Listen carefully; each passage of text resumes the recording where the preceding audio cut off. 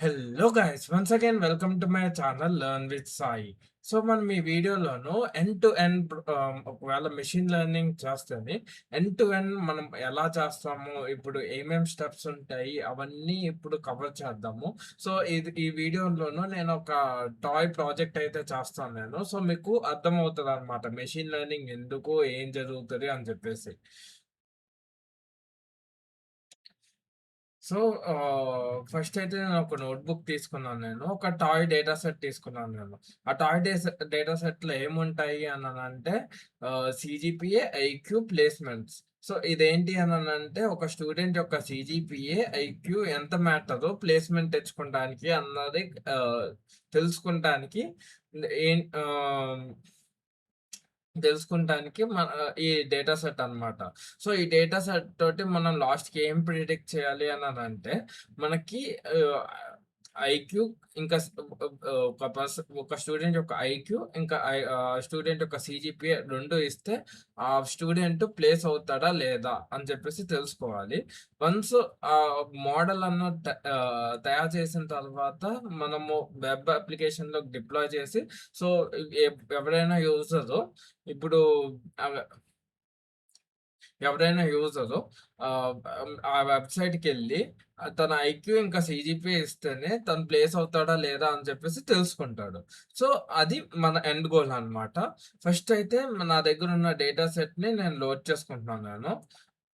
Pandas, నంపై, head చూస్తేనే మనకి ఇలా ఉన్నాయన్నమాట. అన్‌నేమ్డ్ ఇదేంటి అననంటే సీరియల్ నంబర్ అన్నమాట. ఇండెక్స్ 0, 1, 2, 3, 4 అండ్ సీజీపీఏ వచ్చేసి 6.8 టు 5.9, 5.8 అలా ఉంది. ఐక్యూ వచ్చేసి 123, 106 అండ్ ప్లేస్‌మెంట్స్ వచ్చేసి ఓన్లీ వన్స్ అండ్ జీరోస్ మాత్రమే ఉన్నాయన్నమాట. అండ్ ఇప్పుడు మనము చేయబోయే స్టెప్స్ ఏంటి అన్నది చూద్దాము. ఫస్ట్ వన్ వచ్చేసి ప్రీ ప్రాసెసింగ్. ప్రీ ప్రాసెసింగ్‌లో మనకి ఏముంటాయి అననంటే, మనకి ఎంప్టీ వాల్యూస్ ఏమైనా ఉన్నాయా? లైక్ అంటే నల్ వాల్యూస్ ఏమైనా ఉన్నాయా? అని చెప్పేసి చూసుకోవాలి. అండ్ ఇప్పుడు మన డేటా ఉంది గదా! డేటాని స్కేల్ చేయాల్సుంటుందనమాట. ఈ స్టెప్‌లోనే స్కేల్ సారీ ఈ ఈ ప్రీ ప్రీ ప్రాసెసింగ్‌లోనే ఎంప్టీ వాల్యూస్ ఏమైనా ఉన్నాయా? నల్ వాల్యూస్ ఉన్నాయా? అని చెప్పేసి చెక్ చేయాలి. ఓకే. నెక్స్ట్ వచ్చేసి ఈడీఏ. ఈడీఏలోను మనము ఆహ్, మన దగ్గరున్న డేటాకి హిడెన్ ప్యాటర్న్స్ ఏమైనా ఉన్నాయా? అని చెప్పేసి తెలుసుకోవాలి. సో, అది మనము మోడల్ ఆల్గోరిథం సెలక్షన్‌లోను అది చాలా హెల్ప్‌ఫుల్ అవుతదనమాట. అండ్ ఆహ్, ఓహ్! ఇప్పుడు ఇండిపెండెంట్ వేరియబుల్స్ ఉన్నాయి కదా! దాని మధ్యలో ఏమైనా డిపెండెన్సీస్ ఏమైనా ఉన్నాయా? లైక్ అంటే ఆ రెండిట్ల మధ్య రిలేషన్‌షిప్ ఉందా? లేదా? అని చెప్పేసి తెలుసుకోవడానికి. అండ్ ఇప్పుడు ఫీచర్ సెలక్షన్‌లోను మనము ఏదైనా అవసరం లేని కాలమ్ ఉందా? ఉంటే అది తీసేస్తే బెస్ట్. ఎందుకు అనంటే మోడల్‌ని ఆ కాలము కన్‌ఫ్యూజ్ చేసే ఛాన్సెస్ ఎక్కువుంటాయన్నమాట. సో, అది ఫీచర్ సెలక్షన్. సో, ఇంకా extract input and output columns. Extract input and output కాలమ్స్‌లో మనం ఏం చేయాలి అననంటే, మనం మనకి ఇన్‌పుట్ కాలమ్స్ ఏయి, అవుట్‌పుట్ కాలమ్స్ ఏవి ఇది సెపరేట్ ఔట్ చేయాలన్నమాట. సెపరేట్ వేరియబుల్స్‌లోకి సెపరేట్ చేసేసేయాలి. ఇంకా మనము ట్రైన్ టెస్ట్ స్ప్లిట్ అయితే చేయాలి. ట్రైన్ టెస్ట్ స్ప్లిట్ అన్నది ఒక ప్రాసెస్. అందులో ఏమవుతది అననంటే, ఇప్పుడు మొత్తం డేటా అంతా ఇచ్చేస్తాము. ఇచ్చేసి for suppose train test split చేయలేదంటే మొత్తం మన దగ్గరున్న డేటా అంతా మోడల్‌కి ఇచ్చేస్తాం. మోడల్‌కి ఇచ్చేసిన తర్వాత మనం ఏం చేయాల్సి ఉంటుంది? అది డిప్లాయ్ చేసిన తర్వాత మన స్టూడెంట్స్ ఎవరైతే ఉన్నారో వాళ్ళకి ఆహ్, వాళ్ళు ఆహ్, టెస్ట్ చేసి చెప్తారు. అవుతుందా? అవ్వట్లేదా? అని చెప్పేసి. కానీ దానికన్నా ముందే మన మోడల్ అన్నది కరెక్ట్‌గా ప్రిడిక్ట్ చేస్తుందా? చేయట్లేదా? అని చెప్పేసి ఎలా తెలుసుకుంటాం? అది ఎలా అంటేని ఏం చేస్తామంటే మన దగ్గర 100 హ హన్ 100 రోస్ 100 రోస్ ఉన్నాయనుకో, 100 రోస్‌లోను మనము ఒక 20 మనం దాచేస్తామనమాట. చూపిచ్చము. మోడల్‌కివ్వము. 100 రోస్‌ని దాచేస్తాం మోడల్ నుంచి. ఓన్లీ 80 రోస్ మాత్రమే మనము మోడల్‌కి ఇస్తాము. సో, మోడల్‌కి ఇచ్చిన తర్వాత ఆ మోడల్‌లో ఆ 80ని అండర్‌స్టాండ్ చేసుకొని, ఈ 20ని కూడా కరెక్ట్‌గా ప్రిడిక్ట్ చేసి చెప్పాలన్నమాట. సో, మనకు అర్థమవుతది మోడల్‌లో ఏ డేటా ఇచ్చినా గానీ కరెక్ట్‌గా అర్థం చేసుకొని కరెక్ట్‌గా చెప్తది అని చెప్పేసి. నెక్స్ట్ వచ్చేసి స్కేల్ ద వాల్యూస్. సో, ఈ స్కేలింగ్ అన్నది ఏంటి అననంటే మన దగ్గర ఐక్యూ వచ్చేసి 123, 106, 121 అలా ఉంది. సీజీపీఏ వచ్చేసి 6.8, 5.9 అలా ఉంది. సో, ఈ డిస్టెన్స్ ఎక్కువ ఉండటం వల్ల మోడల్‌లో కన్‌ఫ్యూజ్ అయ్యే ఛాన్సెస్ ఉంటాయన్నమాట. సో, అన్నీ ఒకే రేంజ్‌లోను దాని మీనింగ్ పోగొట్టకుండా అన్నీ ఒకే రేంజ్‌లో తి తీసుకొచ్చి ఒక టెక్నిక్ అదేంటి అననంటే స్కేలింగ్. సో, ఇవన్నీ డీటెయిల్‌గా అయితే మీకు ఎక్స్‌ప్లెయిన్ చేస్తాను స్టెప్ బై స్టెప్పు వచ్చే వీడియోస్‌లోను. కానీ మీకు కొద్దిగా బర్డ్స్ ఐ వ్యూలోను మీకు అర్థమవుతది అని చెప్పేసి ఈ ఈ end to end toy project data అన్నది తీసుకున్నాననమాట. అండ్ ఇప్పుడొచ్చేసి నెక్స్ట్ వచ్చేసి ఎవాల్యుయేట్ ద మోడల్. ఇప్పుడు ఈ మోడల్‌ని ఎలా ఎవాల్యుయేట్ చేయాలి? సో, మన దగ్గరైతే ట్రైనింగ్ డేటా ఉంది, టెస్టింగ్ డేటా ఉంది. కరెక్ట్‌గా ప్రిడిక్ట్ చేస్తుందా లేదా అని చెప్పేసి ఉన్నాయి. సో, అది కరెక్ట్‌గానే ప్రిడిక్ట్ చేస్తుందా లేదా? ఎంత శాతం వరకు కరెక్ట్‌గా ప్రిడిక్ట్ చేస్తుందా? అంటే ఇప్పుడు నేను 100 పాయింట్స్‌లోను ఎన్ని కరెక్ట్ చెప్పింది, ఎన్ని రాంగ్ చెప్పింది అన్నది ఎవాల్యుయేట్ చేయటానికి మనకి ఈ ఎవాల్యుయేషన్ అన్నమాట. నెక్స్ట్ వచ్చేసి డిప్లాయ్ ద మోడల్. ఇప్పుడు డిప్లాయ్ ద మోడల్ అంటే ఈ మోడల్‌నయితే తీసుకున్నాం. మోడల్ అయితే క్రియేట్ అయింది. అన్నీ గుడ్. All good. సో, ఇది మన దగ్గరైతే పెట్టి చెప్పుకోము కదా! ఎక్కడో ఒక చోట డిప్లాయ్ చేస్తాము. సో, అది కరెక్ట్‌గా వర్క్ అవుతుందా లేదా అని చెప్పేసి తెలుసుకోవడానికి. మన మోడల్‌ని రకరకాల క్లౌడ్ ప్రొవైడర్స్ అయితే ఉంటారు. జీసీపీ అని, ఏడబ్ల్యూఎస్ అని, ఎజూర్ అని చెప్పేసి. ఒకవేళ మీరు స్కూల్ కాలేజ్ లేకపోతే మీది ఓన్‌గా ఏదైనా ప్రాజెక్ట్ చేస్తున్నారంటే హీరోకు అని చెప్పేసి ఒక క్లౌడ్ అప్లికేషన్ ఉంటుంది. దాంట్లో కూడా డిప్లాయ్ చేసుకోవచ్చు. అందులో బ్రాడ్ లెవెల్‌లో ఏం డిప్లాయ్ చేయరు హీరోకులోను. సో, ఇలాగా డిప్లాయ్ చేస్తారనమాట. సో, ఈ 6 స్టెప్స్ ఏవైతే ఉన్నాయో, ఇవన్నీ నేను మీకైతే క్లియర్‌గా అయితే ఎక్స్‌ప్లెయిన్ చేయట్లేదు ఈ వీడియోలోను. నేను ఫాస్ట్‌గా అయితే చేసుకుంటూ ఎళ్ళిపోతాను నేను. సో, ఈ ఈ నేను మీకు ఈ ఈ వీడియో చూసిన తర్వాత మీకేం అర్థం అవ్వాలి అననంటే, అసలు ఈ మెషిన్ లెర్నింగ్ ఏంటి? లాస్ట్‌కి ఎండ్ ప్రొడక్ట్ అన్నది ఎలా ఉంటుంది? ఏం చేస్తాము అని చెప్పేసి జస్ట్ ఒక హై లెవెల్‌లోను మీకు అర్థం అవ్వాలంతే. మీకు డీటెయిల్‌గా అయితే అర్థం అవ్వాల్సిన పని లేదు. సో, ఇప్పుడు ఏం చెక్ చేస్తున్నాను అనంటే, ఇప్పుడు ఈ డేటాలోను నల్స్ ఏమైనా ఉన్నాయా అని చెప్పేసి చూస్తున్నాను నేను. సో, నల్స్ ఏమైనా ఉంటే వాటిని తీసేయాలన్నమాట. So, is null dot sum అని చెప్పేసి చేస్తేనే నాకు నల్స్ ఎన్నున్నాయి, ఒక్కో కాలమ్‌లో ఎన్నున్నాయి అని చెప్పేసి వస్తది.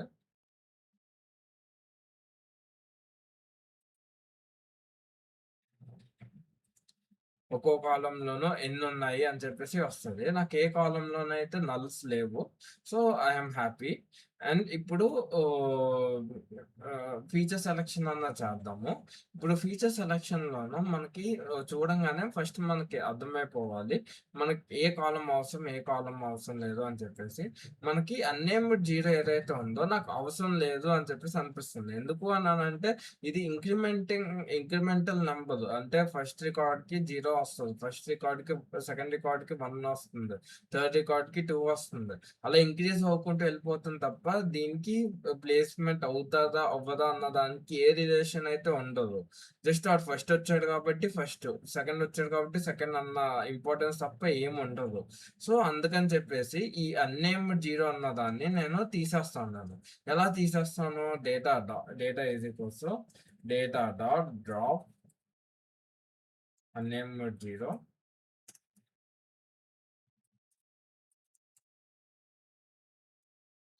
Access is equals to 1. ఇప్పుడు డేటా డాట్ హెడ్ చూస్తేనే మనకి నల్ వాల్యూ లైక్ అన్నేమ్డ్ 0 అన్నది లేకుండా వస్తదనమాట. సో, ఆహ్, ఇప్పుడు నేను ఈడీఏ అన్నదే పెర్ఫార్మ్ చేస్తాను నేను. ఈ ఈడీఏ ఏంటి అననంటే ఆహ్, లైక్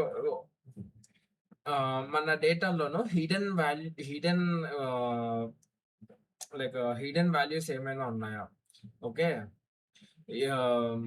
సో, మనకి తెలవకుండా లైక్ హిడెన్ ప్యాటర్న్స్ ఏమైనా ఉన్నాయా అని చెప్పేసి అర్థం చేసుకున్నాకైతే మనం ట్రై చేయాలి. సో, ఇక్కడ నేనేం చేస్తానంటే స్కాటర్ ప్లాట్ చేయడానికి ట్రై ట్రై చేస్తా ఉన్నాను. ఇంపోర్ట్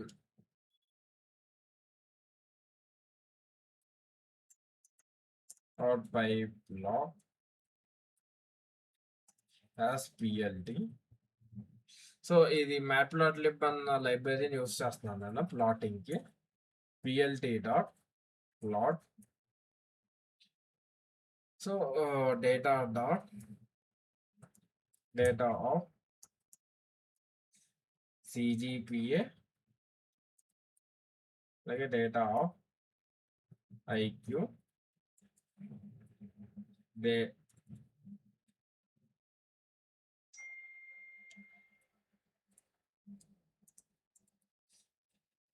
సో, ఇలా చేస్తే మనకి స్కాటర్ ప్లాట్ వస్తది.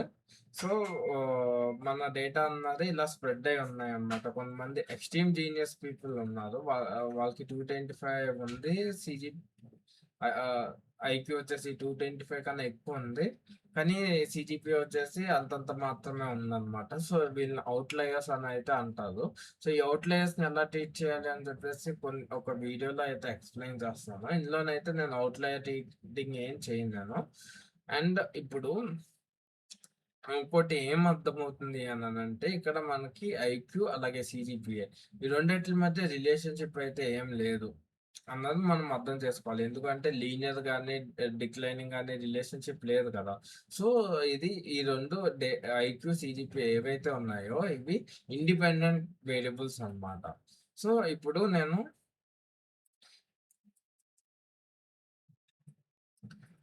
ఇప్పుడు నేను వీళ్ళల్లోనూ ఎవరు ప్లేస్ అయ్యారో, ఎవరు ప్లేస్ అవ్వలేదో అన్నది చూస్తున్నాను.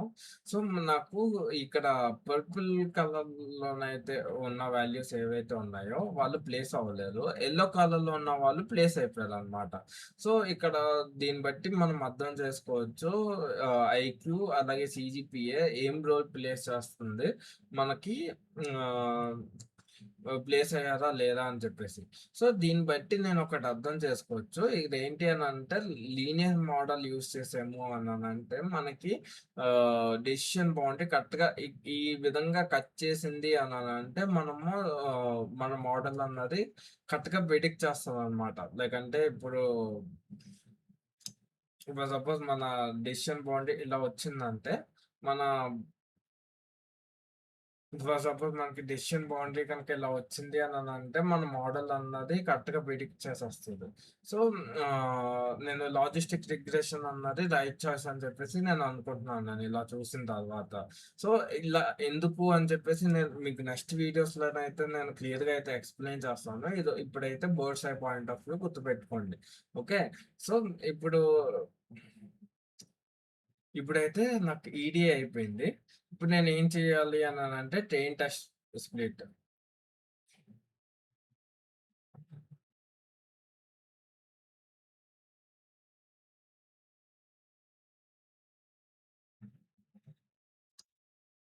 ఇప్పుడు నేను దాని గురించి నేనేం యూజ్ చేస్తానంటే from SQL dot model selection import train test split. So, x train X first నేను డేటా పాస్ చేసి చూపిస్తాను నేను. ట్రైన్ టెస్ట్ స్ప్లిట్ ఎలా ఉంటుంది అని చెప్పేసి. X is equals to data of data dot drop placement access is equals to 1, y is equals to data of placement x, y ఇస్తేనే మనకి ఎలా వస్తది అనంటే ఇలాగ అర్రే కింద వస్తది. First x9 next x test. So, 75 rows అన్నవి x10 కింద ఎళ్ళినియి.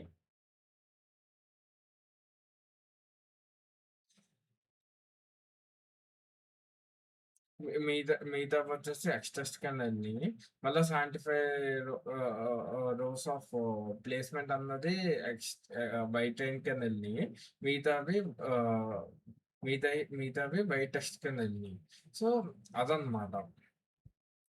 సో ఫర్ సపోజ్ దీన్ని ఇలా అన్పాక్ చేసాము అంటే extend X test by train by test అని చెప్పేసి ఇలా అన్పాక్ చేసాము అన్నాను అంటే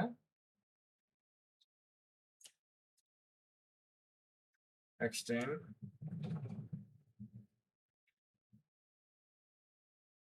అలాగే బయట ఇలా వస్తాయి.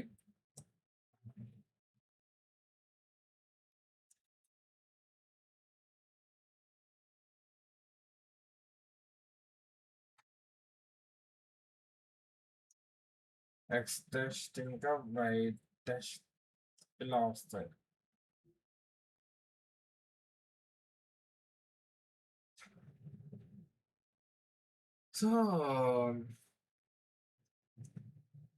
సో ఇప్పుడు నేను స్కేలింగ్ అన్నది చేయాలి. సో స్కేలింగ్ అన్నది మీకు ఆల్రెడీ చెప్పాను కదా. ఈ రెండు సేమ్ రేంజ్లోకి అయితే తీసుకొచ్చేసేయాలి, కానీ వీటి మీనింగ్ అయితే పోకూడదు, వీటి ఎసెన్స్ అయితే పోకూడదు. సో స్కేలింగ్ చేసిన తర్వాత మన వాల్యూస్ ఎలా ఉంటాయో చూద్దాము.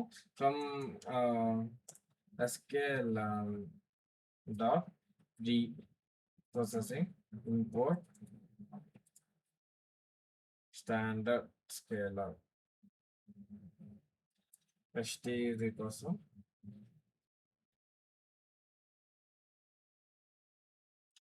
standard scalar. So extend is equals to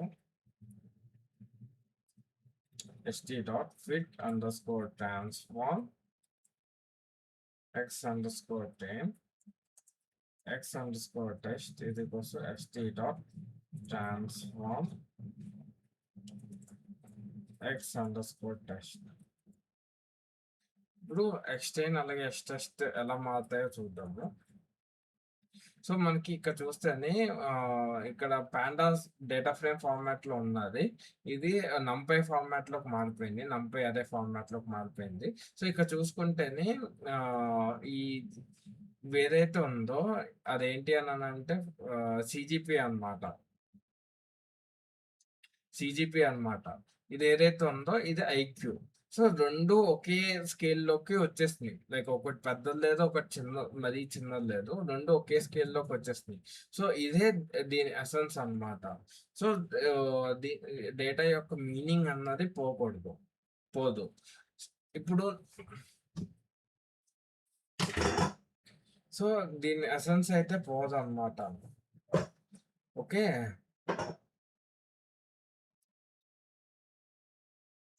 so ఇప్పుడు నేనేం చేయొచ్చు అన్నానంటే ఫ్రమ్ ఎస్కేల్ డాట్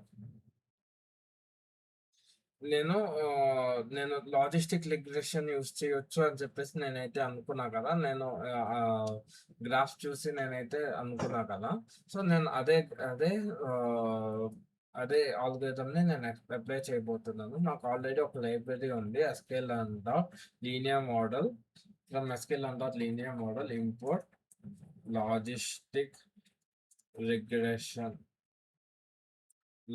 రిగ్రెషన్ అని చెప్పేసి రాస్తేనే మనకి ఇంపోర్ట్ అయిపోతుంది. సిఎల్ఎఫ్ ఇది కోసం లాజిస్టిక్ రిగ్రెషన్. సో ఈ లాజిస్టిక్ రిగ్రెషన్ దేనికి యూస్ చేయొచ్చు అని అంటే ఓన్లీ బైనరీ క్లాసిఫికేషన్ మాత్రమే యూస్ చేస్తాము. సో దీని గురించి అయితే నేను ఇంకా క్లియర్గా నెక్స్ట్ వచ్చే వీడియోస్లో ఎక్స్ప్లెయిన్ చేస్తాను. అర్థం అవ్వలేదు అని చెప్పేసి అయితే టెన్షన్ పడకండి, నెక్స్ట్ వచ్చే వీడియోస్లో మీకు క్లియర్గా అర్థమవుతుంది. సో ఈ క్లాసిఫికేషన్కి మనకి ఫిట్ అన్న ఫంక్షన్ ఉంటుంది, దీంట్లోనూ ఎక్స్టెండ్ అలాగే బై అండర్స్కోర్ ట్రైన్ని పాస్ చేయాలి. పాస్ చేస్తేనే మనకి మన మోడల్ ఏదైతే ఉందో ఈ ట్రైనింగ్ డేటా తోటి ట్రైన్ అయిపోతుంది. సో సిఎల్ఎఫ్ డాట్ ప్రిడిక్ట్ అని చెప్పేసి ఇంకో ఫంక్షన్ ఉంటుందన్నమాట. ఈ ప్రిడిక్ట్ అన్న ఫంక్షన్ ఏం చేస్తది అననంటే మన వాల్యూస్‌ని ప్రిడిక్ట్ చేస్తది. ఫర్ సపోజ్ నేను ఎక్స్ టెస్ట్ తీసుకుంటున్నాను. X under score test. First first first one తీసుకుంటున్నాను.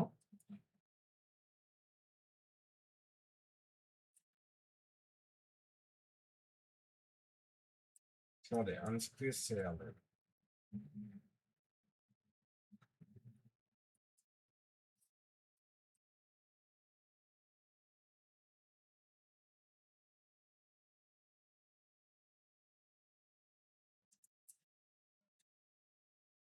డేటా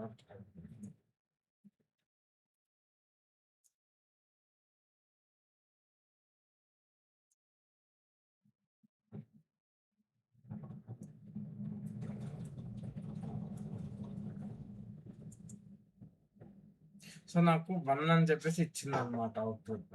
సో, నిజంగానే వై టెస్ట్ యొక్క అవుట్‌పుట్ 1 కాదా అని చెప్పేసి చూద్దాం.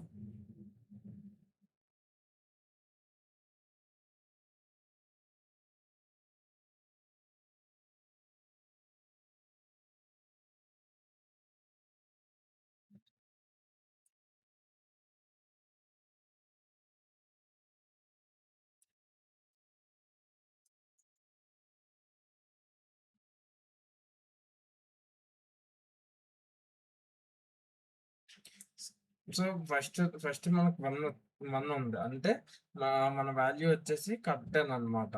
మన ప్రిడిక్షన్ అన్నా కరెక్టే. ఫస్ట్ టెస్ట్‌కి 1 అలాగే ఆహ్,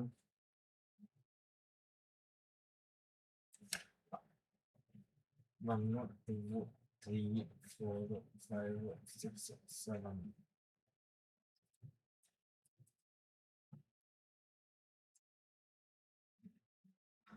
అలాగే 0 వచ్చిందాక చూద్దాము.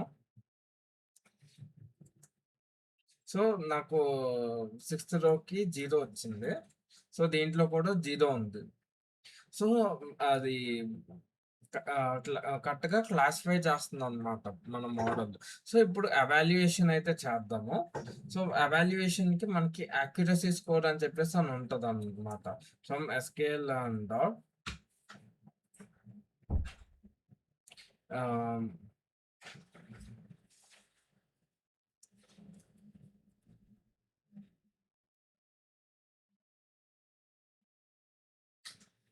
From SKL and dot metrics import accuracy score. So, ఇలాగ యాక్యురసీ స్కోర్ ఒక్కటే కాదు. ఎఫ్1 స్కోర్ అని చెప్పేసి అలా చాలానే ఉంటాయి. సో, ఈ యాక్యురసీ స్కోర్ ఏం చెప్తది అననంటే నా 100 పాయింట్స్ తీసుకుంటే 100 పాయింట్స్‌లోనూ ఎన్ని పాయింట్స్ కరెక్ట్‌గా చెప్పింది, ఎన్ని పాయింట్స్ రాంగ్ చెప్పింది అన్నది యాక్యురసీ స్కోర్ అన్నమాట. సో, యాక్యురసీ స్కోర్‌కైతే నేను ఇస్తున్నాను. యాక్యురసీ స్కోర్‌లోను బై ప్రైడ్ తీసుకుంటాను. By under score pride.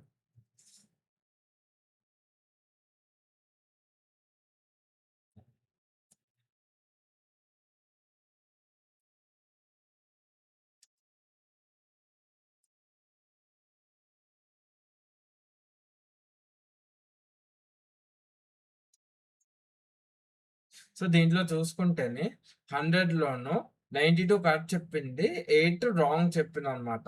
Okay. So, ఆహ్, ఇలాగ ప్రిడిక్ట్ చేసింది. ఇప్పుడు డెసిషన్ బౌండరీస్ అన్నవి నేను ఆల్రెడీ చెప్పాను కదా! ఇలాగా ఆహ్, మనకి లాజిస్టిక్ రిగ్రెషన్‌లో ఇక్కడ ఒక గీత గీసుకొని ఎన్ని అటువైపు వచ్చినయన్ని ప్లేస్ అవ్వలేదని చెప్పేసి, ఇటువైపు వచ్చినయన్ని ప్లేస్ అయినియి అని చెప్పేసి చెప్తది అని చెప్పేసి చెప్పా కదా! సో, ఆ డెసిషన్ బౌండరీ ఎలా ఉంది? నాకు ఈ క్లాసిఫికేషన్ ఆల్గోరిథమ్‌కి డెసిషన్ బౌండరీ ఎలా ఉంది అన్నది చెక్ చేద్దాం. సో, నేను ఇక్కడ ప్లాట్ డెసిషన్ రీజియన్స్ అన్నది ఇంపోర్ట్ చేసుకోవాలి. Plot decision regions.